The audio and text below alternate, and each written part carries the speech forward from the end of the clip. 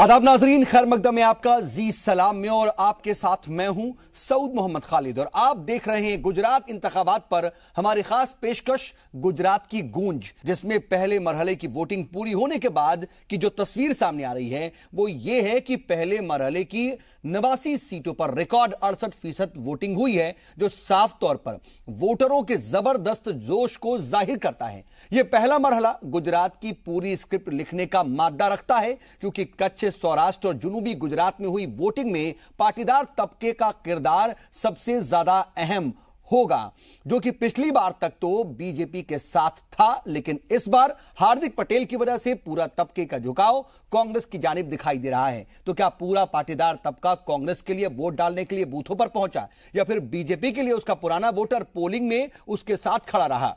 वहीं साथ ही बात मुसलमानों के रुझान और उसके किरदार की भी खास तौर पर होगी, जो बहुत ज्यादा तो नहीं लेकिन अपना असर जरूर रखते हैं। करेंगे इन्हीं तमाम पहलुओं पर बारीक तज्जिया गुजरात की गूंज में। तो चलिए शुरू करते हैं अपनी एक खास पेशकश।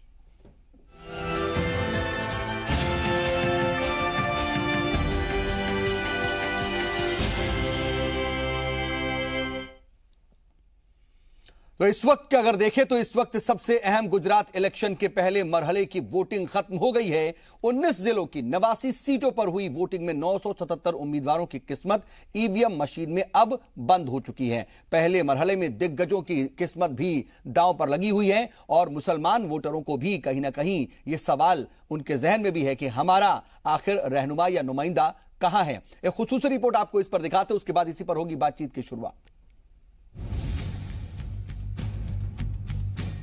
पूरे मुल्क के सबसे अहम इलेक्शन बन चुके गुजरात असेंबली इलेक्शन का पहले मरहले की वोटिंग खत्म हो गई है। सौराष्ट्र और जुनूबी गुजरात के 19 जिलों की 89 सीटों पर हुई वोटिंग में वोटर्स ने अपने वोट से 977 उम्मीदवारों की किस्मत ईवीएम में बंद कर दी है।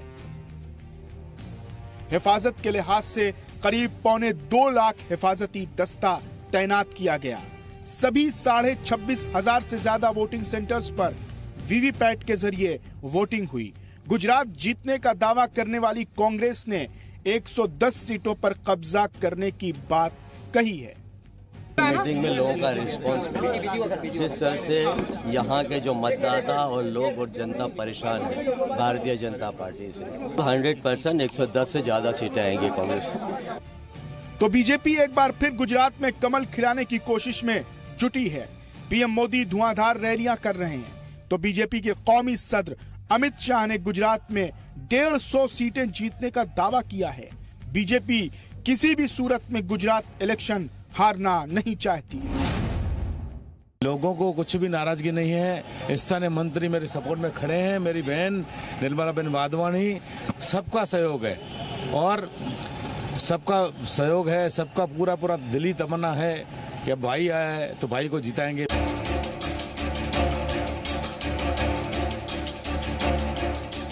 गुजरात असेंबली इलेक्शन में अगर बात की जाए मुस्लिम किरदार की, तो तस्वीर बहुत अच्छी निकलकर नहीं आती है।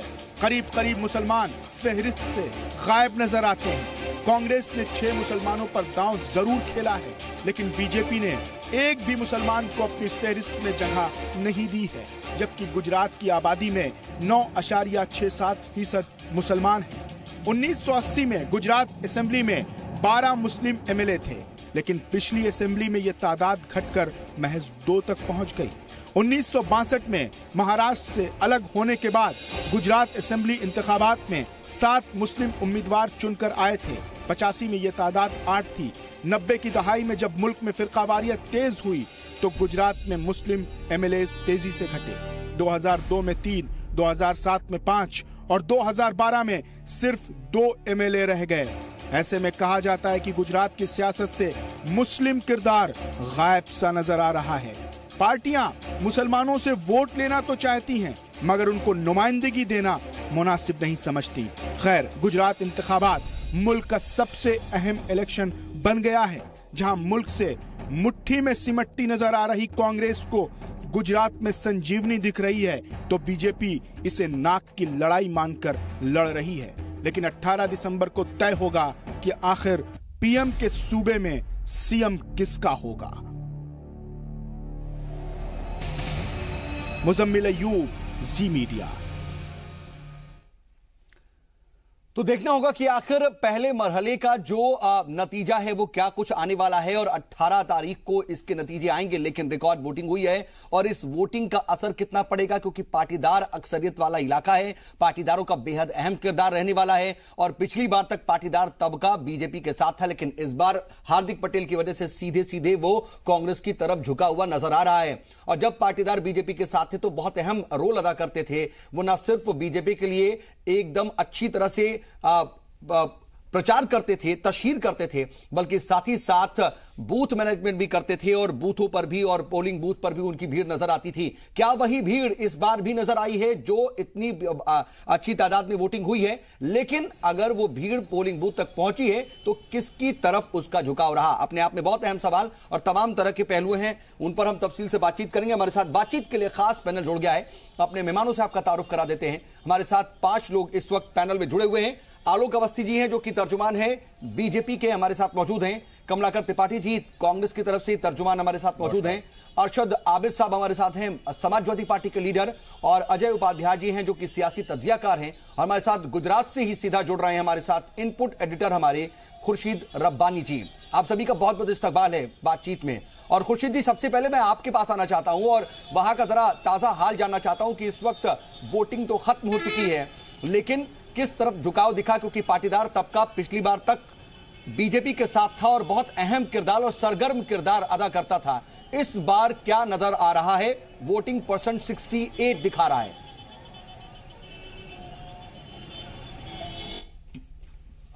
जो वोटिंग परसेंटेज है वो बहुत, और उसको लेकर के बहुत सारी अटकलें जो है, फिर जब वोटिंग परसेंटेज हाई होता है तो बहुत सारी अटकलें जो है वो लगना शुरू हो जाती हैं। सिर्फ पाटीदारी नहीं, बहुत सारी अलग अलग कम्युनिटीज़ हैं जिनके ऊपर दारोमदार है। लेकिन पाटीदार का सवाल इसलिए ज़्यादा है क्योंकि आज फर्स्ट फेज़ की जो वोटिंग हुई है, फर्स्ट फेज़ के जो इंतखाबात हुए हैं, वहाँ पर कुछ इलाकों में पाटीदारों का बड़ा रोल है।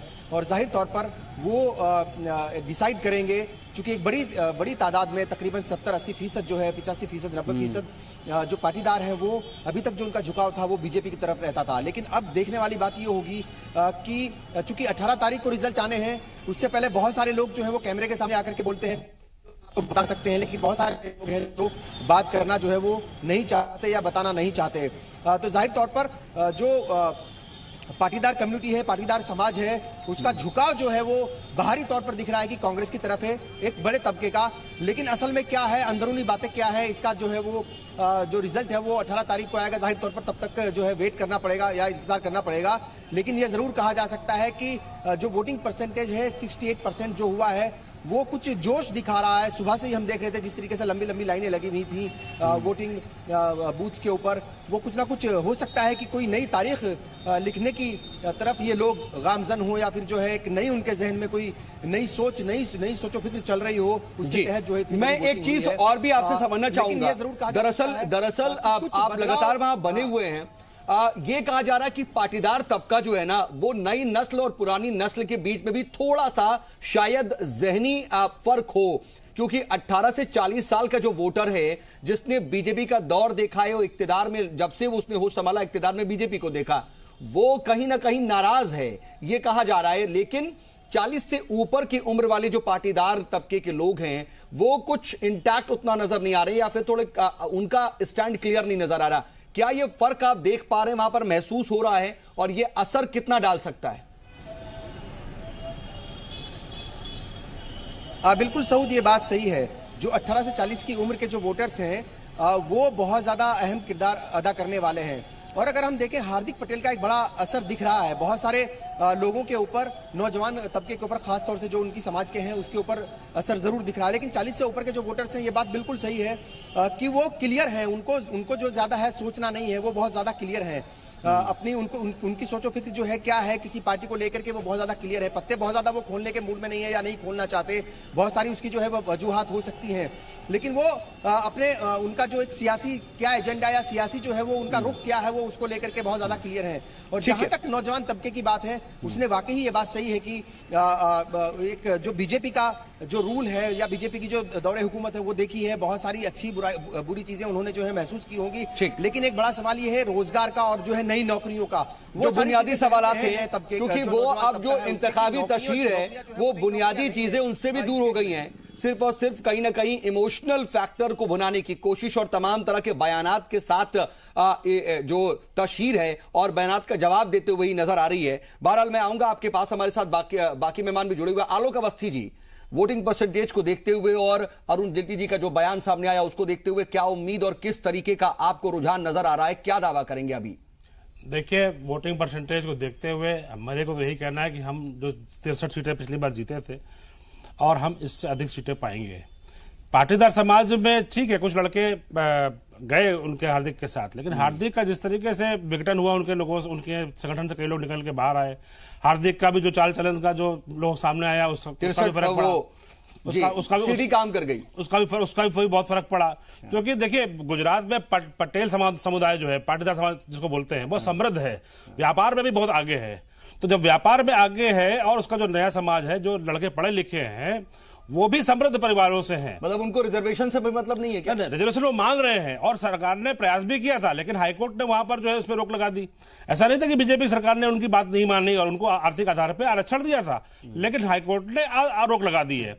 लेकिन ये पाटीदारों ने ठीक से सोचा है, वहां की जनता ने, कि हमको 22 साल पहले का गुजरात जिसमें दंगे रोज होते थे, रोज जो है वहां पे बिजली नहीं आती थी, तो वो गुजरात चाहिए, या हमको आज का गुजरात चाहिए जहां पे दंगे बंद है 2002 के बाद से, और जो बिजली आज 24 घंटे आती शहरों में। मैं ये जानना चाहता हूं, उधना, कमरेज, बराछा रोड और उसके अलावा कटरगाम, ओलपाड, यहां तो ये कहा जाता है सीधे सीधे कि पाटीदार पूरी तरह से किस्मत का फैसला कर देते हैं उम्मीदवार का। वहीं बीजेपी कांग्रेस की अगर बात करें, उसके जो मीडिया सेल के प्रभारी हैं, वो तमाम लोग ये कह रहे हैं कि 50 सीट 89 में से 50 तो कहीं गई नहीं है। नहीं, मैं बता रहा हूँ, पिछली बार 63 हम लोग पाए थे, इस बार 65 से ऊपर जाने की उम्मीद है। मुझे नहीं मालूम किसने आपसे 50 के नीचे कहा है, ऐसा नहीं, संभव नहीं। मुझसे नहीं कहा। दिल बहलाने का गालिब ख्याल अच्छा है। मैं कमलाकर जी खुश हो सकते हैं, कांग्रेस के प्रवक्ता हैं, तो मैं उनको खुशी में बाधा नहीं बनूंगा। 18 तारीख को सामने आ जाएंगे, क्योंकि एक एक करके सारे स्टेट हारते जा रहे हैं। कमलाकर जी, इस कॉन्फिडेंस की वजह क्या पाटीदारों ने आपको खोल करके बता दिया कि क्या करने वाले हैं वो, या फिर कुछ और आपको जो बातें समझ में आ गई कि इस वजह से खुश हैं? क्योंकि अगर हम देख रहे हैं तो लगातार आपके ऊपर हमले भी हो रहे हैं और लगातार जो है आप बैकफुट पर से बचाव कर रहे हैं कि हमारे इस नेता के बयान का ये मतलब, इसके बयान का ये मतलब, ये हमारे साथ है, ये नहीं है, ये कौन था, ये कौन नहीं था, यही हो रहा है। सर, दो चीजें क्लियर कर दूं सऊद भाई आपको, हमें पाटीदारों ने नहीं बता दिया, हमें माहौल ने बता दिया, हमें वहां के जो भारतीय जनता पार्टी के कुशासन के खिलाफ जो लोगों के अंदर आग उगल रही है, जो कहते हैं ना कि न इधर उधर की तू बात कर, ये बता कि कारवां क्यों लुटा, मुझे रहजनों की फिक्र नहीं, तेरी रहबरी का सवाल है। बेसिक चीज ये है कि 22 सालों में आपने गुजरात को वहां ला करके खड़ा कर दिया कि पटेल आंदोलनरत है, ठाकुर आंदोलनरत है, जो दलित कम्युनिटी है उस पे इतना ऑपरेशन आपने किया, वो आंदोलनरत है। नोटबंदी के पूरे उसमें विकास किसका हुआ? एक अमित शाह के लड़के जय शाह का, जिनकी संपत्ति 16,000 गुना बढ़ती है, और दूसरे आप किसी के टर्नओवर को प्रॉफिट नहीं मान सकते रुपए, ये गलत बात है। इस बयान को मैं आपको रोकूंगा। किस बात के लिए रोकेंगे आप बताइए ना मुझे। पीयूष गोयल अभी जय शाह के पेट सर्वेंट थे। गलत बयान नहीं है, गलत बयान नहीं है, गलत बयान कर रहे हैं आप, कॉन्फ्रेंस कर रहे हैं, गलत बयान कर रहे हैं आप, कोई गलत बयान नहीं कर रहे हैं। ला करके सारी ऑडिटर रिपोर्ट, गलत बयानी प्रधानमंत्री जी ने की। पूर्व प्रधानमंत्री इंदिरा गांधी जी को लेकर के चित्रलेखा मैगजीन का गलत स्टेटमेंट दिया, उनको पूरे देश से माफी मांगनी चाहिए। और गलत बयानी संबित पात्रा जी कर रहे हैं कि वो नरेंद्र मोदी जी को पूरे देश का बाप बता रहे हैं। ये राष्ट्रपिता महात्मा गांधी का अपमान कर रहे हैं और पूरे देश का अपमान कर रहे हैं। कमलाकर जी फिर तो आप बात कर लीजिए, फिर तो आप खून का दलाल कह लीजिए, फिर आप कहिए कि ये जो है बहुत सौदागर है, फिर आप ये कह लीजिए, फिर आप रावण कह लीजिए, फिर आप गंदे नाली का किला बोल लीजिए, फिर आप नीच बोल लीजिए। तो अगर आपको यही स्तर जाना है, कांग्रेस का यही स्तर है, राष्ट्रपति कांग्रेस की बौखलाहट सामने दिखाई पड़ रही है। आप लोगों ने चतुर्बनिया कहा, इनके अध्यक्ष अमित शाह, कांग्रेस की बौखलाहट दिख रही है आपके सामने, उनके नेताओं को निकल गया है। आलोक जी कमलाकर जी, मुझे पता है कि आप लोग सेकंड फेज के लिए माहौल बना रहे हैं, लेकिन अभी फर्स्ट फेज पर ही रहते हैं। अभी आज खत्म हुआ है और जो तमाम दिग्गज हैं वो अपना काम बखूबी कर रहे हैं। हम जरा फिलहाल के टॉपिक पे रहते हैं। आप अपनी बात मुझे बोलने तो दीजिए, वो बीच में बोलने लगे तो मैं क्या करूं? वो बात हो गई, उनकी भी आ गई, अब आप अपनी बात अलग से। फिर मैं आपको बता रहा हूं कि अगर सिर्फ आज के फेज की आप बात करेंगे तो जो सूरत का इलाका है, जो साउथ गुजरात का इलाका है, जो सौराष्ट्र है, ये पाटीदार डोमिनेटेड तो है ही है। लेकिन सूरत में कपड़े की इंडस्ट्री, सऊद भाई आपको याद होगा, 1.5 महीने तक कपड़े के व्यवसायी आंदोलनरत थे इसी जीएसटी को लेकर के। उसके पहले स्वर्णकार आंदोलनरत थे, उसके पहले हीरा कटिंग उद्योग जो है उनकी तहरीकें लेकिन खत्म हो गई और ये कहा जा रहा है कि अब वो खत्म हुई हैं। यही तो बात है। आपने प्रेशर बना करके और तमाम उल्टे सीधे वादे करके जमीन पर कुछ लाया नहीं, और वो अब चुनाव आया है तो वो उस चीज को कन्वर्ट करके दिखाएंगे, ठीक है, और इनको धूल चटाएंगे, ये तय है। ये बताइए, एंटी इनकम्बेंसी के खिलाफ वोट है या फिर इस चीज के लिए वोट है कि नई जो पार्टी थी उसी पार्टी को लाना है? नहीं, एंटी इनकम्बेंसी ढूंढ में नहीं पा रहे हैं, एंटी इनकम्बेंसी ढूंढ में नहीं पा रहे हैं, तो वोट है ही है और ये करे हवा में। अरे जीएसटी काउंसिल का निर्णय है, कांग्रेस ने संवैधानिक संस्था है, आज तक ये एक इंस्टीट्यूशन नहीं बता सके कि इन्होंने बनवाया हो। एक इन्होंने केजी बेसिन में वहां भी झूठ बोला, तत्कालीन मुख्यमंत्री थे माननीय प्रधानमंत्री जी, और कहा गैस का भंडारण मिला, 20,000 करोड़ रुपए का घोटाला जीएसटी से हुआ। मैं आता हूं लेकिन अरशद साहब, ये जो तमाम तरह की नूरा कुश्ती आप देख रहे हैं और लगातार जो है एक दूसरे पर हमला है, विकास कहां चला गया? जो बातें हो रही हैं अब विकास की क्यों नहीं हो रही? हम देख रहे हैं कि पीएम भी विकास या फिर बुनियादी मुद्दों से हट करके अलग अलग नेताओं का जिक्र कर रहे हैं, उन नेताओं की बातों को भुनाने की कोशिश कर रहे हैं कि उसने मुझे ये कहा, उसने मुझे ये क्या। ये सिंपैथी वोटिंग की बात क्यों आ रही है? देखिए सऊद भाई, समाजवादी पार्टी गुजरात में बहुत पहले से, यानी 92 में समाजवादी पार्टी बनी और समाजवादी पार्टी गुजरात में काफी सीटों पर 80, 90, 100 के आसपास चुनाव लड़ती आई। लेकिन चूंकि इस वक्त ये जो चुनाव हो रहा है गुजरात का, ये सबसे अहम चुनाव हो रहा है आजादी के बाद गुजरात का, तो समाजवादी पार्टी ने फैसला लिया कि हम बहुत कम सीटों पर चुनाव लड़ेंगे।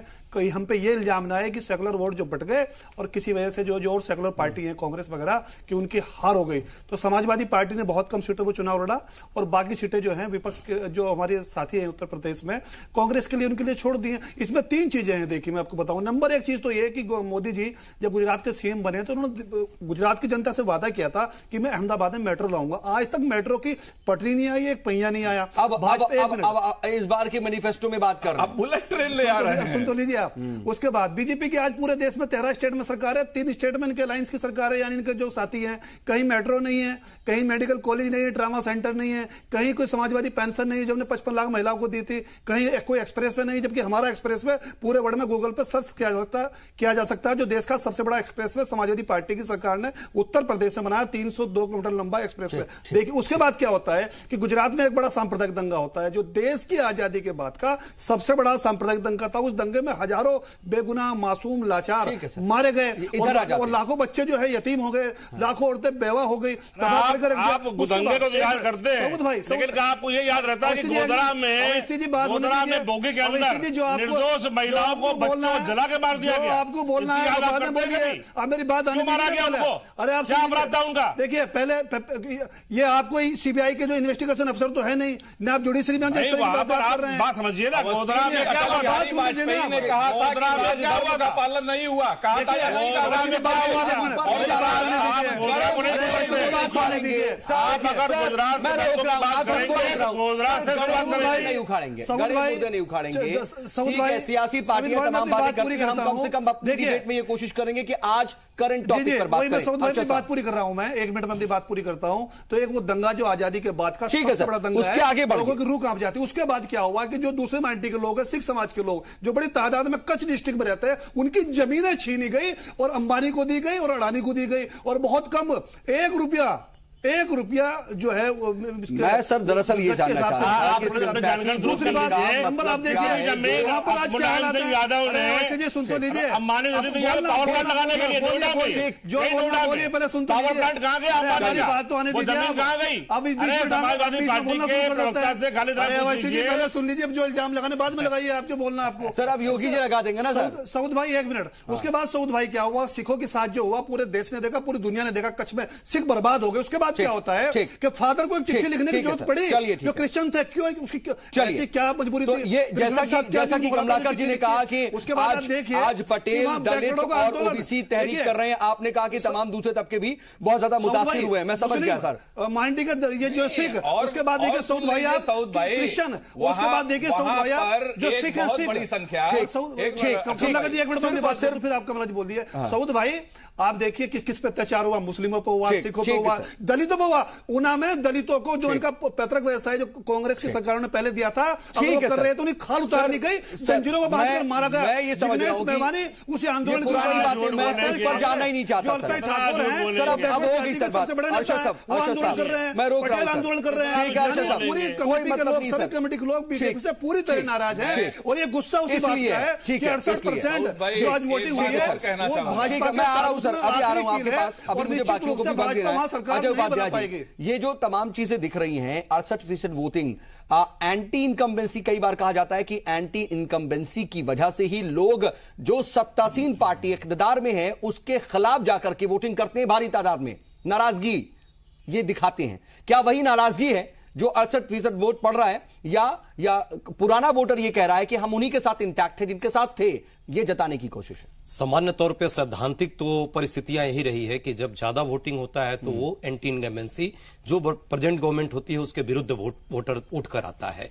लेकिन मेरा मानना है इस मामले में कि यहां और भी फैक्टर काम करेगा। आम लोगों का जोश इस चुनाव में बहुत ज्यादा है, दूसरा चुनाव आयोग के द्वारा जागरूकता बहुत फैलाई गई है, और तीसरा जनता की आपस में जागृति बहुत हुई है। उनका प्रयास है कि किस तरह वोट माने चुनाव बूथ पर जाए और अधिक से अधिक मात्रा में अपनी जो मन की बात है वो वोट के द्वारा सियासत में अपनी भागीदारी सुनिश्चित करे। अगर बहुत ज्यादा बेदार है वोटर, जागरूक है वोटर, तो यानी कि बुनियादी मुद्दों पर ज्यादा उसका फोकस होगा। फिर निश्चित तौर पे बयानबाजियां जो दूसरी तरह की है उस पर नहीं होगा कि उसने क्या बोला, कौन क्या कह रहा है, जो तमाम तरह पे टीवी डिबेट बयानों के बारे में हो रही है। पूरे जो वोट का जो मत बिहेवियर है, यदि मतदान का व्यवहार आप देखेंगे तो इमोशनल कार्ड तो जो चल रहे हैं दोनों पार्टियों के तरफ से वो तो रहेगा ही, लेकिन उसके साथ साथ जो पिछले 3 वर्ष में जो भी वहां पे सरकार के द्वारा जो भी डेवलपमेंट के एजेंडे पे काम किया गया, 2 मुख्यमंत्री को परिवर्तन करना पड़ा, मोदी जी अब वहां नहीं है, लेकिन एक और चीज है कि देश में वो प्रधानमंत्री हैं 3.5 वर्ष से, तो जनता दोनों चीजों को, स्टेट के कार्य क्या रहा है वो भी, और मोदी जी के द्वारा गुजरात को क्या मिला है वो दोनों को आकलन कर रही है। तीसरी बात जो है, जो सबसे बड़ा बात है, इस चुनाव में पहला ऐसा चुनाव है पिछले 20-22 वर्षों में जिसमें किसी भी स्थिति में धार्मिक ध्रुवीकरण के प्रयास नहीं हुए। मुस्लिम समाज का वहां 10% वोट है, लेकिन कांग्रेस ने हालांकि 6 सीट मुस्लिम समाज को दिया है, बावजूद एजेंडा में मुस्लिम इस बार नहीं है।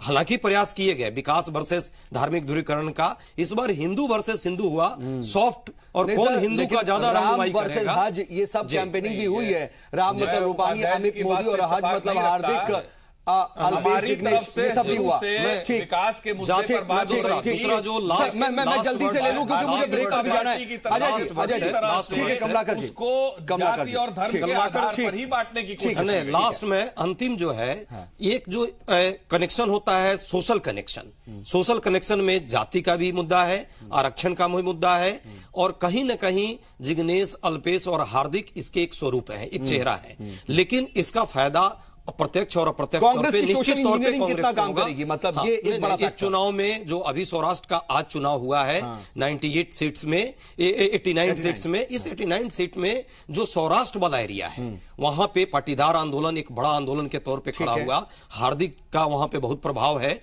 और बहुत कम मार्जिन से 12 से 13 सीट पिछली बार भाजपा ने जीती थी। तो निश्चित तौर पे यदि वो मार्जिन मेंटेन नहीं कर पाई तो ये एक बड़ा परिवर्तन होगा, और यदि ये परिवर्तन होता है तो आज का चुनाव ऐतिहासिक होगा। इसके रिजल्ट 14 और 18 पर भी पड़ेंगे और देश की राजनीति 18 को ये देखना होगा। लेकिन खुर्शीद रब्बानी जी, ये जैसे कि अजय उपाध्याय जी जो बातें कह रहे हैं, क्या आप उसी को आगे बढ़ाएंगे और आपका इस पर इनपुट्स क्या है जो अजय जी कह रहे हैं?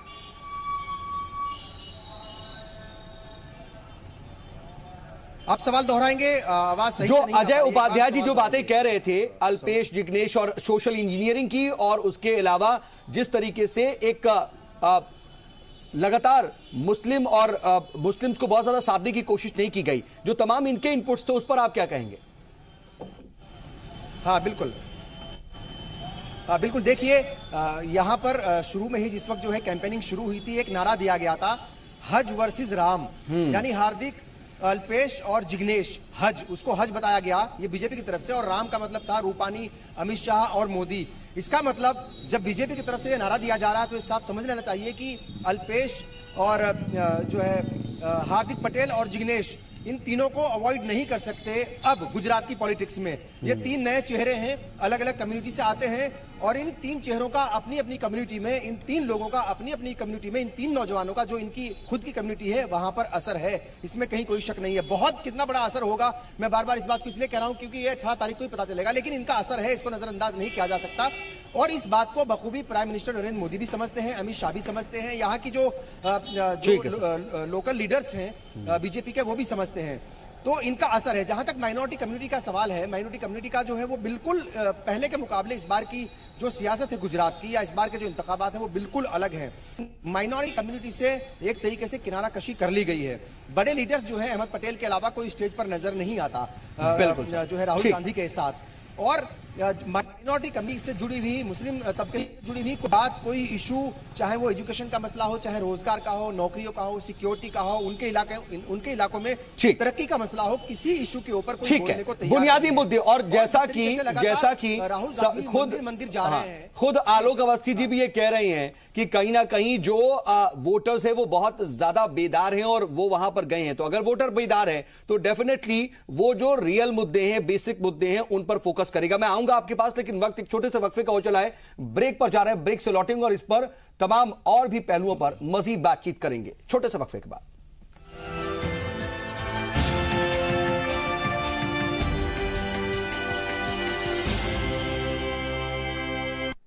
तो गुजरात की गूंज में लगातार बात गुजरात की कर रहे हैं, क्योंकि पहले मरहले की वोटिंग अब खत्म हो चुकी है और सबकी किस्मत ईवीएम में कैद हो चुकी है।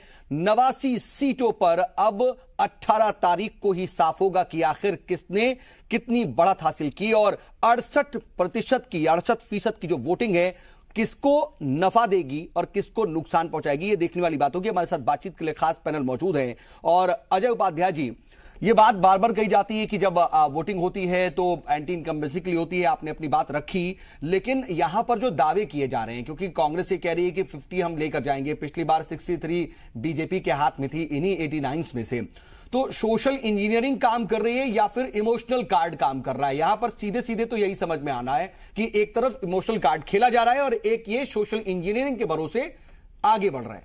देखिए, इस बार गुजरात के चुनाव में कांग्रेस की रणनीति बड़ी ही स्पष्ट, क्लियरिटी के साथ और दूरगामी हित को ध्यान में रखकर रखी गई है। ठीक है, रिजल्ट क्या होगा 18 को तो जनता बताएगी। लेकिन एक चीज और भी समझना चाहूंगा बहुत जल्दी से, क्या लास्ट मोमेंट में कुछ डैमेजेस हो गए? चाहे वो मणिशंकर अय्यर के 1-2 दिन के अंदर अंदर जो बयान आ गए, कपिल सिब्बल की दलील आ गई, उसके बाद अब सलमान निजामी वाली बात आ गई, क्या ये डेंट पहुंचाएगा कुछ? देखिए, ये तो सच्चाई है कि आंशिक असर तो इसके पड़ेंगे, लेकिन ये तत्कालिक आंशिक असर होते हैं उस वोटर के लिए जो आई कटिंग वोटर होता है, जो कभी क्लियरिटी में रहता नहीं है, वो चला जाता है अचानक वोट देने, उसको यदि दिखेगा तो थोड़ी सी असर। मेरा मानना है कि ये जो पूरी स्ट्रेटजी है, इस स्ट्रेटजी का प्रभाव सौराष्ट्र और दक्षिण के गुजरात के इस आज वाले चुनाव पर असर निश्चित तौर पर डालेगा। और निरपेक्षता से बात की जाए, हालांकि भाजपा के प्रवक्ता हैं या कांग्रेस के प्रवक्ता इसको स्पष्टता के साथ बताएंगे, लेकिन आज के चुनाव में कांग्रेस का एक साइकोलॉजिकल असर इस पूरे चुनाव में बढ़त के साथ मिलेगी और इसके असर 14 पर भी पड़ेंगे। हाँ ठीक है, सरकार बना पाएगी कांग्रेस की नहीं। प्लस के ऊपर का क्या मामला रहेगा? नहीं, ये तो हाइपोथेटिकल है और ओवर एस्टिमेटेड है। ओवर एस्टिमेटेड, लेकिन बीजेपी इसी पर तो आगे बढ़ रही है। 150 ओवर एस्टिमेटेड है। इस बार जिसके भी चुनाव जीत हार होंगे वो 90 और 95 के बीच रहेंगे। सर बहुत जल्दी से एक छोटा सा रिएक्शन और भी कि हर बार देखा गया है, पिछली बार अगर 89 सीट्स को हम देखें तो 2-3% का फर्क बहुत ज्यादा मायने रखा है। तो क्या वो 2-3% की जो वोट स्विच थी या शिफ्टिंग थी, अगर सोशल इंजीनियरिंग काम कर रही है तो 2-3% शिफ्टिंग तो कर ही सकती है फिर कांग्रेस? देखिए 9% का डिफरेंस पिछले 2012 के इलेक्शन में हुआ है भाजपा और कांग्रेस के बीच में, लेकिन उसमें 9 का है, 49.9 और 38.9 है ऑन एवरेज, 9.3 है बल्कि कांग्रेस का 8 पॉइंट कुछ % में है। ये यदि ये तीनों तिगड़ी जो है, युवा तिगड़ी, ये वोट में परिवर्तन लाता है और 3-4% का ये चेंज करता है कांग्रेस के फेवर में, तो इसके असर इसलिए होंगे कि कुछ बघेला फैक्टर, उसके अलावा बीएसपी ने कुछ कैंडिडेट डाल रखे हैं, कुछ एनसीपी ने डाल रखे हैं और कुछ शिवसेना का भी है, तो स्थानीय स्तर पर कुछ वोट वो लोग भी काटेंगे हमको सर। लेकिन ये भी तो देखना पड़ेगा कि बात पाटीदार की हो रही थी, लेकिन बीजेपी ने धीरे से 50 पाटीदारों को जो है टिकट दे दिया और कांग्रेस इसमें 41 पर रह गई। नहीं, पाटीदार को निश्चित तौर पे देख करके प्रयास तो की है भाजपा की सौराष्ट्र निचर में पाटीदारों को पटाया जाए, लेकिन उसका असर उतना नहीं होगा क्योंकि पूरी आंदोलन जो पिछले 6 महीने साल भर से चल रही थी पाटीदारों का, वो आरक्षण एक जरूर मुद्दा है मुख्य तौर पे, लेकिन बैकग्राउंड में वो विरोध में है, भाजपा के विरोध। राहुल गांधी नहीं, ये तिगड़ी लड़ रही है, तो तिगड़ी का असर तो है ना? देखिए जाहिर सी बात ये है, नहीं ये तिगड़ी का असर नहीं है, ये रणनीति बनाई कांग्रेस ने और वो अपनी रणनीति में सफल हो जाते अगर ये तिगड़ी एक्सपोज ना होती। उन्होंने साफ साफ पहले बात हार्दिक को, अल्पेश ठाकुर को और जिग्नेश को उन्होंने प्रमोट किया, और अल्पेश ठाकुर तो उनके ही जिला अध्यक्ष का बेटा था और खुद युवा मोर्चे का सदस्य रहा, उसको उन्होंने बीजेपी ज्वाइन कराया। जैसे तो अब आप जो है, आपका जो गणित है, तीनों लोग आरक्षण मांग रहे हैं, आरक्षण में सुप्रीम कोर्ट का जो है दंड खड़ा हुआ है कि सुप्रीम कोर्ट में उससे अधिक आरक्षण मिल नहीं सकता है। आप तो कांग्रेस आपने उनका सहारा लिया, इसको मानने में क्या दिक्कत है कमलाकर जी? लेकिन उसका असर सोशल इंजीनियरिंग की सर, अगर समाज का दबा कुचला हिस्सा, जो सेना लड़ने से पहले हार मान ले कांग्रेस के और बैसाखियां लगा के चले, देखता है तो ये जो सेना लड़ने से पहले बैसाखी ले ले, गुजरात का अपने ऊपर भरोसा ही ना हो उसको, दबा कुचला तब तो कांग्रेस का राहुल गांधी का इतने बड़े नेता थे के लिए लड़ते चुनाव में जाते कांग्रेस में, कुत्ते के पिल्ले मरने जैसी घटना है, वो तब तो हमारे सरमाएदारी देखता है, आपके अंदर हिम्मत हमारे अंदर अपनी सरमाएदारी देखती है और हमें बाहर के लड़कों को ला करके आपने डेवलपमेंट किया है और हम जब फेल हो गए बात करते हैं, उसके बाद तो आपने हद कर दी। जब आप खिसिया गए तो आप प्रधानमंत्री को गालियां देने लगे, गुजरात की अस्मिता को आपने ललकारा है इस बार, और राष्ट्रपिता की गुजरात के प्रधानमंत्री नरेंद्र मोदी वहां की अस्मिता की निशानी है। नरेंद्र मोदी गरीब आदमी, चाय वाले का बेटा आज प्रधानमंत्री दर्द हो रहा है। आप सामंतवादी राजशाही नहीं चलेगी आपकी। गुजराती व्यक्ति जानता है कि हमारे बेटा आदमी है। कौन नेता गुजरात में आपका? आपने अपने नेता प्रोजेक्ट किया है क्या? आपने गुजरात में कोई नेता दिया है क्या? आपने कौन नेता? भाई पर्सनल बात होने लगती है, बात पर्सनल होने लगती है। आप मुख्यमंत्री का चुनाव करते सऊद भाई, मुख्यमंत्री चुनाव लड़ने जा रहे हैं कि जिस और आपने अपना नेता भी नहीं दिया, आपने का दर्जा नहीं दिया, नहीं तो कांग्रेस तो वैसे भी हारी में लड़ाई लड़ रही है, लेकिन हम विपक्षी दल है, लड़ना है, फॉर्मेलिटी करनी है, हम लड़ रहे हैं। मैं आता हूं, अरशद आबिद साहब, ये तो सीधी सी बात है कि आप कांग्रेस के साथ हैं, लेकिन अगर गुजरात में आप देखते हैं जो तमाम आपने अपनी बातें अपनी रखी कि तमाम जो तबके हैं, तमाम फिरके हैं, किस तरीके से उनके साथ परेशानी का वक्त है, लेकिन एक ब्रांड मोदी क्या सबसे बड़ा फैक्टर नहीं है गुजरात में? जिस तरीके से लगातार मोदी जी वहां मौजूद हैं, जिस तरीके से लगातार एक अच्छा खासा कैंपेनिंग लगातार की जा रही है, क्या वो फैक्टर काम नहीं करेगा? देखिए, समाजवादी पार्टी ने कांग्रेस को समय समय पर भारत सरकार चलाने के लिए समर्थन दिया, चाहे 2004 वाला मामला हो, चाहे 2009 वाला मामला हो, क्योंकि कांग्रेस देश की बड़ी सेकुलर पार्टी है और हम चाहते हैं कि कांग्रेस कमजोर ना हो, कांग्रेस जो है ताकतवर रहे। और इसमें और उत्तर प्रदेश में कांग्रेस हमारी साथ है, पूरी तरीके से हम कांग्रेस के साथ हैं। जहां तक आपने सवाल किया है, देखिए ऐसा है, उत्तर प्रदेश में नहीं, आप कई स्टेट की मैं आपको मिसाल दूंगा कि जो बड़े बड़े महारथी थे स्टेटों के, मोदी जी तो अभी आए राजनीति में 20-15 साल पहले, जब चुनाव हुआ तो आंधी ऐसी चली विपक्ष की कि वो साफ हो गए, रिपीट कर गए। मुस्लिम वोटर्स की आप बात करते हैं सर, मुस्लिम वोटर्स की बात करते हैं। देखिए, ये जो आक्रोश है मुस्लिम के साथ, मुसलमानों के साथ, दलितों का आक्रोश है, इस वक्त नजर आ रहा है, ये जो दलितों का आक्रोश है, जिस आक्रोश के लिए रैलियां की है जिग्नेश मेवानी ने, और ये पिछड़े जाति का जो आक्रोश है, जो अभी जो बड़ी तादाद में है, जो सबसे ज्यादा तादाद में हमारे देश में है, अल्पेश ठाकुर ने, और जो ये हार्दिक पटेल वाला मामला है, कोई छोटा मोटा मामला नहीं, 20% वोट है उनका। तो अगर आप जोड़ें तो कम से कम 70% वोट तो ये सब ले रहे हैं, यानी माइनॉरिटी आ गई, और जो SC ST आ गए, OBC आ गई, और अपर कास्ट में ये भी आ गए, पूरी तरीके से पराजित होने जा रहे हैं। देखिए, गुजरात का चुनाव पूरी तरीके से भाजपा हारने जा रही है, और पूरी तरीके से हारने जा रही है। और देखिए, गुजरात के लिए उन्होंने क्या किया है, गुजरात में लोग नोटबंदी से परेशान है, गुजरात में लोग GST से परेशान है, गुजरात में पुलिस की भर्ती नहीं होती है, गुजरात में आज भी शिक्षा मित्रों को सिर्फ 2500 रुपये महीना पढ़ाने के लिए मिलता है, जबकि समाजवादी पार्टी की सरकार ने 35,000 रुपये महीना उनको देकर, जिन्हें 3500 मिलता था, उनको जो है टीचर बनाया था, सहायक अध्यापक बनाया था। तो गुजरात में उन्होंने कुछ किया नहीं। गुजरात का विकास तो पागल हो गया है, इसलिए वह एक बात चल रही है पूरे व्हाट्सएप पर और सोशल मीडिया पर कि विकास कहां है, तो तलाश करते हैं, वो पागल हो गया है सर। लेकिन कैसे पागल होगा गुजरात का विकास? आप इसकी जांच कराइए ना। विकास पूरी तरीके से चुनाव हारने जा रहे हैं, सड़कें है नहीं, फ्लाईओवर है नहीं, ट्रामा सेंटर है नहीं, मेट्रो है नहीं, रेल की पटरी वहां जा रहा है, सवाल की नहीं है। तो पूरी तरीके से गुजरात 11वां सवाल आ गया, रोजगार देते नहीं है, जवाब नहीं आया, वन और वन आप सवाल का जवाब दे दीजिए ना। हर बार जनता इनसे पीछा छुड़ाना चाहिए। एक बार नहीं सर, वोटिंग जो है ना सर, चुनाव टेस्ट भाजपा दे दे, इंतखाबात भाजपा दे दे, कांग्रेस सारे विधानसभा हारते चले जा रही है, सारे स्टेट हारते जा रही है, उनका कोई टेस्ट नहीं है, वो अध्यक्ष भाजपा का भी सफाया हो गया था, भाजपा 4 स्टेट में आ गई थी। राजनीति में कोई आखिरी नहीं होता, सियासत में हार चलती रहती है। 2004 में पूरी तरीके से भाजपा हारी पूरे देश में, और 2009 पूरी तरीके से हारी, और चुनाव नहीं है। मैं इतना जानना जब भाजपा फिर हारने जा रही है। और सऊद भाई, मैं आपके सवाल का जवाब दूं, ये जो आपने कहा कि मोदी जैसा सशक्त चेहरा मुलायम सिंह यादव जी से बड़ा नेता नहीं है, ये अलग बात है कि मुलायम सिंह जी देश के प्रधानमंत्री नहीं बन पाए। मुलायम सिंह जी रैली करते हैं, 10 लाख आदमी आता है, और मोदी जी रैली कर रहे हैं तो वहां पर जो 10,000 आदमी आ रहा है। और उत्तर प्रदेश में इतनी बुरी हार हुई है, उत्तर प्रदेश में इतनी बुरी हार हुई है, और इतनी बुरी हार कभी आजादी के बाद भाजपा की हो नहीं है। मुख्यमंत्री का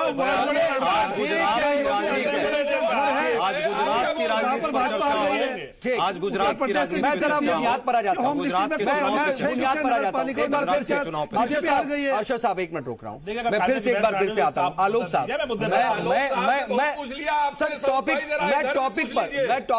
मैं टॉपिक पर जा रहा हूं। मुझे ये परेशान है कमलाकर जी, जनता खून के आंसू पी रही है, परेशान है पूरी तरीके से, बदलना चाहती है। जब विकास की बात हो रही है, विकास का जिक्र ना होकर के आप हर छोटे बड़े नेता के बारे में जवाब दे रहे हैं, उस पर इमोशनल कार्ड खेल रहे हैं, लेकिन जो सवाल आपसे चीख करके बार बार हर एक तर्जुमान पूछ रहा है, उसका जवाब दिया। गुजरात में एक्सप्रेस वे क्यों नहीं बनाया? आप गुजरात में मेट्रो क्यों नहीं लाया? आपने शिक्षा मित्रों को टीचर क्यों नहीं बनाया? आप गुजरात में क्यों नहीं खोली? बात बोलिए, गुजरात आपने गुजरात में बड़ी रेलवे लाइन क्यों नहीं बिछाई? मैं भी ऐसी तरह करता रहूं, कोई दिक्कत नहीं, आपकी बहस नहीं होगी। अर्शद साहब, बात तो आ जाए। मैं ये कह रहा हूं कि सर, विकास अगर इतना ही अहम था तो इतने लास्ट मोमेंट पर क्यों आपका मैनिफेस्टो आता है? ये कोई तय नहीं कर सकता मैनिफेस्टो हम कब जारी करेंगे, ये आप नहीं तय कर सकते। मैं तय भी नहीं कर रहा, कब पार्टी तय करेगी? मैंने कंफ्यूज किया, पार्टी का क्या साबित करें? बात और हमारी पार्टी का झूठ का शासन है हमारा और जनता हमको सर्टिफिकेट दे रही है, विकास का सर्टिफिकेट जनता दे रही है। ये तो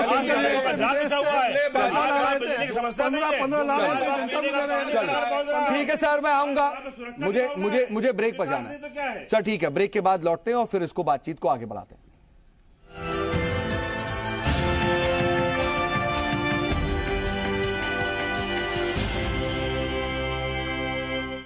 तो पहले मरहले का खत्म हो चुका है इम्तिहान। अब आवाम के मन में जो भी बातें थी उससे क्या कुछ आएगा पैगाम, उसी पर हम बातचीत कर रहे हैं। हमारे साथ बातचीत के लिए खास पैनल मौजूद है। हमारे साथ जी सलाम के इनपुट एडिटर खुर्शीद रब्बानी जी भी लगातार जुड़े हुए हैं। वो गुजरात में ही कई दिनों से हैं और लगातार अलग अलग जगहों पर भी वो जा रहे हैं और तमाम सियासतदानों से भी वो बातचीत कर रहे हैं, गुफ्तगू कर रहे हैं और वहां पर अवाम की भी नब्ज टटोल रहे हैं। खुर्शीद रब्बानी जी, जो अवाम की नब्ज टटोलने की बात आती है तो क्या नजर आ रहा? आप ये कह रहे हैं कि वो असल मुद्दों पर हैं और वो जो सियासी बयानबाजियां हैं उस पर बहुत ज्यादा तवज्जो नहीं दे रहे हैं, लेकिन क्या वाकई लास्ट मोमेंट में कांग्रेस को कुछ डेंट नहीं पड़ा है और जिस तरीके से कुछ बातों को या कुछ बयानों को बीजेपी ने लपका, उसको इमोशनली कैश कराने की कोशिश की, ये बिल्कुल भी क्या असर नहीं डालेगा या नहीं डाल रहा है? बिल्कुल सही है। देखिए, अगर हम पिछले 2-3 महीने की बात करें, 3-4 महीने की बात करें, तो राहुल गांधी की पूरी टीम, अशोक गहलोत जो वजीर आला रह चुके हैं राजस्थान के 2 बार, वो यहाँ के जो है प्रभारी हैं और उनकी टीम और जो है राहुल गांधी की पूरी टीम बड़ी एक अजीब और गरीब तरीके से जो है चल रहे थे। मतलब बहुत सुकून के साथ एक पूरी डायरेक्शन में जो है वो एक प्रॉपर वे में यहाँ पर जो है वो कैंपेनिंग कर रहे थे या कैंपेन चला रहे थे या एक उन्होंने एक जमीन तैयार की थी।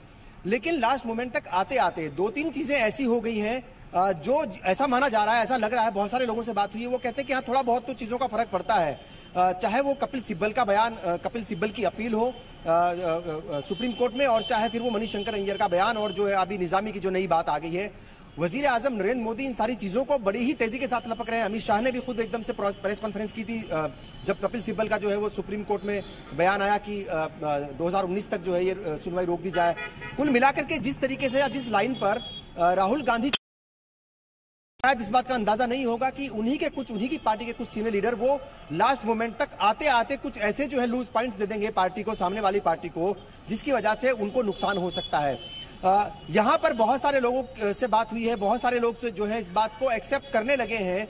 जिस तरीके से वजीर आजम नरेंद्र मोदी पूरा इमोशनल हो करके और अपने खुद को यहाँ का इस सूबे का बेटा बता रहे हैं और वो ये कह रहे हैं कि किस तरीके से उनको पर्सनली लोग अटैक कर रहे हैं, किस तरीके से जो है उनको बुरा भला कह रहे हैं, नीच कह रहे हैं, नीच जाति का बता रहे हैं, चाय बेचने वाला कह रहे हैं। उन्होंने पुरानी चीजों को भी लेकर के आ गए हैं वो, तो इन चीजों का असर यहाँ पर जरूर दिख रहा है और ये बात जरूर कही जा सकती है। अब खुशी जी, ये बार जो है ना वज़ीर आज़म नरेंद्र मोदी की जो एक ताबड़तोड़ रैलियां होती हैं और बीजेपी की जो लोकल इश्यूज है उनको पब्लिसिटी पॉलिटिक्स जो है उसको लेकर के भी बहुत ज्यादा बातें की जाती है। और आरटीआई के, अगर हम हालिया एक आरटीआई के बारे में बात करें तो ये होता है कि अप्रैल 2014 से लेकर के अब तक, यानी कि अप्रैल 2014 के बाद से तो ज्यादातर रियासती इंतखाबात हुए हैं, तो उसमें 3,755 करोड़ रुपए जो है वो बीजेपी की तरफ से सिर्फ पब्लिसिटी पर खर्च किए गए हैं। ये जो तमाम बातें आती हैं, क्या ये फायदा दे रही है बहुत ज्यादा बीजेपी को? जो मैनेजमेंट है,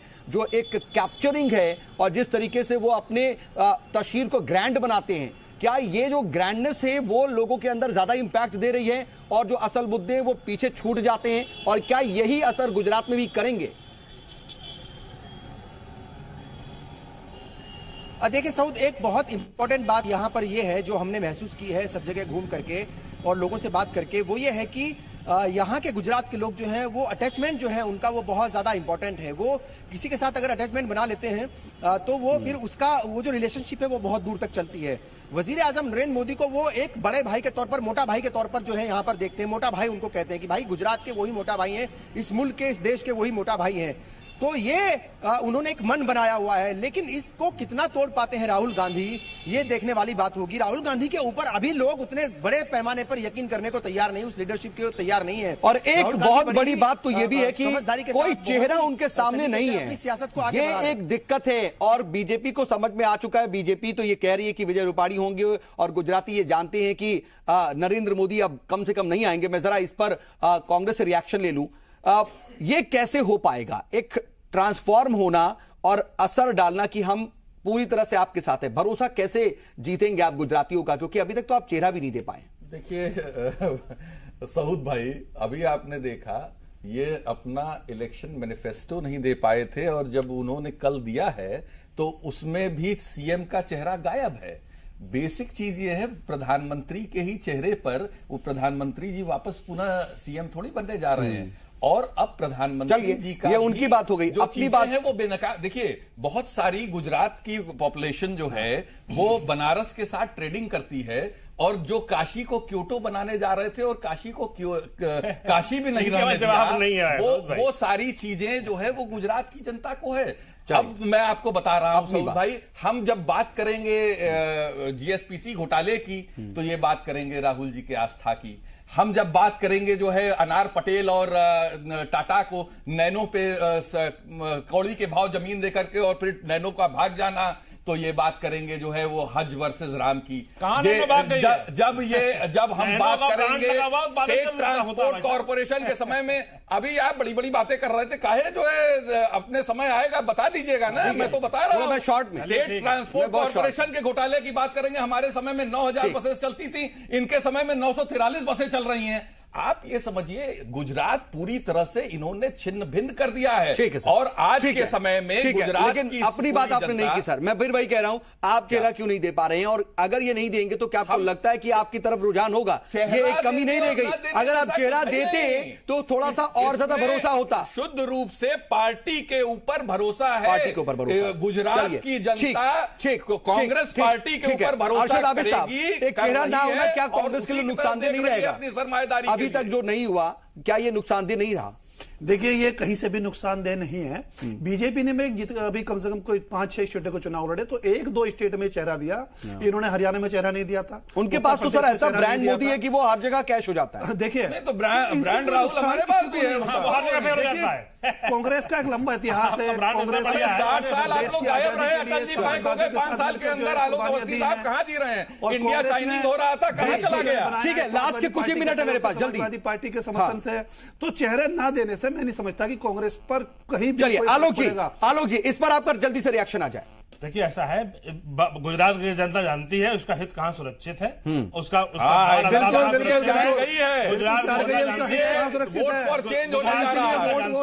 कि नरेंद्र मोदी गुजरात के खिलाफ वोट करने जा रहे हैं। नरेंद्र मोदी उनकी अस्मिता का 3.5 साल का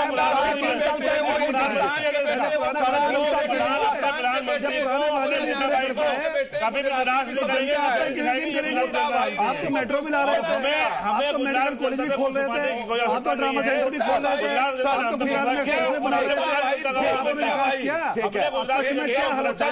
सूरत में व्यापारी क्या हालत है? चलिए मैं आऊंगा, आप तीनों के पास आऊंगा। अजय उपाध्याय जी, ये एक सीएम फेस ना दे पाना और सीएम फेस दे पाना एक बात, और ब्रांड मोदी को कैश करने वाली बात, इन सब के बीच में 3.5 साल में जब से पीएम मोदी दिल्ली पहुंचे हैं कितना काम हुआ? ये क्या एक बहुत ज्यादा तज्जिया इसका नहीं हो रहा है, बहुत ज्यादा आकलन हो नहीं रहा है, और इसका आप क्या अमित शाह बता? देखिए ये जो चुनाव है निश्चित तौर पे मोदी वर्सेस ऑल है वहां, और मोदी आज भी वहां के लिए फैक्टर है। वहां पर ऑल फैक्टर है, मोदी वर्सेस राहुल गांधी का वहां एज ए फैक्टर वो है, लेकिन पॉलिटिकली स्टेट की लड़ाई में जैसे तीनों नौजवान हैं, मेन जो यहां राजनीतिक दृष्टिकोण से यदि देखेंगे तो गुजरात नरसिंह मेहता, प्रेमानंद और दयानंद की, मीराबाई की, श्री कृष्ण की भूमि रही है। वहां जिस तरह से सांप्रदायिक उन्माद पहले पैदा हुए और चाहे जिन कारणों से हुए, वो इस बार इस चुनाव में बाहर है, पहला। दूसरा है गुजरात की अस्मिता वर्सेस गुजरात की जनता है। तीसरी बात जो मुख्य मुद्दा आया है कहीं ना कहीं, वो कांग्रेस एक रणनीतिक तौर पे एक बड़ी टफ फाइट देते हुए आज रणनीतिक और सोशल इंजीनियरिंग करने का, सोशल इंजीनियरिंग किया उसने। और आज स्थिति ये है, हार जीत जिसकी भी हो, लेकिन इसमें एक बड़ा बात हुआ है कि श्री राहुल गांधी जो है इस बार गुजरात के चुनाव से वो एक नेता बन गए पूरे देश में, और लोगों में एक विश्वसनीयता उनकी बड़ी है। देखिए हार और जीत जिसकी ठीक है। फाइनल कमेंट के लिए मैं खुर्शीद रब्बानी जी आपके पास आ रहा हूं, क्योंकि वक्त थोड़ा कम है, इसलिए शॉर्ट में आपसे जवाब चाहूंगा। ये कह रहे हैं अजय उपाध्याय जी की कांग्रेस की स्ट्रेटजी कहीं ना कहीं दिख रही है इस बार, पहली बार क्लियर स्ट्रेटजी, और एक बहुत बड़ी बात की राहुल एज अ लीडर भी इमर्ज हुए हैं, और ये बीजेपी के लिए थोड़ी दिक्कत वाली बात भी है, वो दिख भी रहा है। इस पर आप क्या कहेंगे शॉर्ट में सर?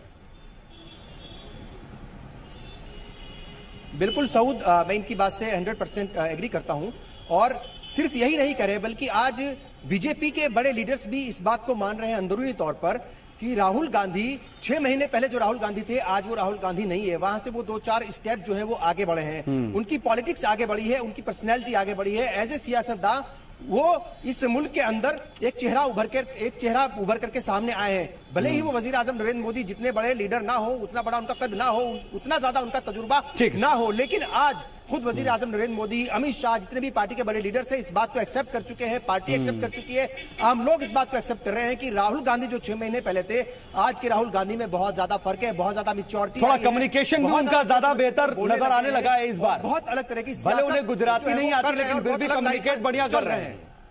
एक ईमानदार मैंने वहां पे प्रस्तुति अपना हाँ, बिल्कुल लोगों के बीच जी।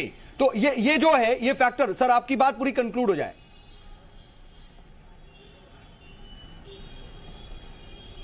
खुर्शीद रब्बानी साहब आप ही से पूछा जा रहा है। राहुल गांधी का कुल मिलाकर के हार जीत इस गुजरात में कौन सी पार्टी हारती है, कौन सी जीतती है, किसको शिकस्त मिलती है, किसको फतेह मिलती है, ये अलग बात है। लेकिन ये बात सही है कि 18 दिसंबर के बाद रिजल्ट कुछ भी हो, लेकिन कांग्रेस के लिए एक रिजल्ट बड़ा ये होगा कि यहां से गुजरात से उन्हें एक नया राहुल गांधी मिलेगा। पार्टी हारे या जीते ये बिल्कुल अलग बात होगी, लेकिन एक अलग तरह की राहुल गांधी की जो इमेज है, जो इन सब के बीच जो है देश में एक बड़ा विपक्ष का नेता भी मिल जाएगा देश को। चलिए, मुझे उम्मीद है कि आलोक अवस्थी जी पर रिएक्ट करना चाह रहे होंगे, लेकिन मैं उनके अंदर का कौतूहल समझ सकता हूं, लेकिन मेरी भी मजबूरी है आलोक जी, मैं आपके पास आ नहीं पा रहा हूं। आप सभी मेहमान हमारे साथ जुड़े और बातचीत में शामिल हुए, इसके लिए आपका बहुत बहुत शुक्रिया। देखना होगा कि पहले मरहले की जो वोटिंग हुई है, ये कहा जा रहा है कि गुजरात की पूरी स्क्रिप्ट जो है यहीं पर तैयार हो जाएगी। स्क्रिप्ट तो अब लिखी जा चुकी है, लेकिन वो ईवीएम में कैद है। 18 को जब सब मंजर आम पर ये आएगी तो क्या उसकी असली कहानी होगी, हमारी नजर बनी हुई है। आप भी हमारे साथ नजर बनाए रखिए। आज की खास पेशकश में बस इतना ही।